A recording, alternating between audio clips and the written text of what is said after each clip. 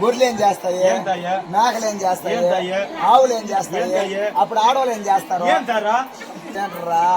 ఆడవాళ్ళు డెలివరీ అయినారు, ఆవులు చేసేది ఏం పని, గొర్రెలు చేసేది ఏం పని, మేకలు చేసేది ఏం పని, ఆడలు చేసేది కూడా ఏం పని? అమ్మవారు ప్రసవించే లోపల రాజులు ఉండేవాళ్ళు సాపు చుట్టాలి వాళ్ళు ఆడాలి.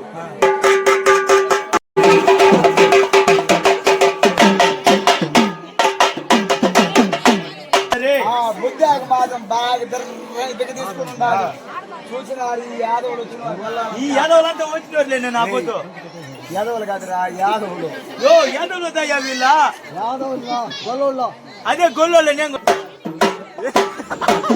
చూసారు కదా ఎంత బాగా చెప్పారు.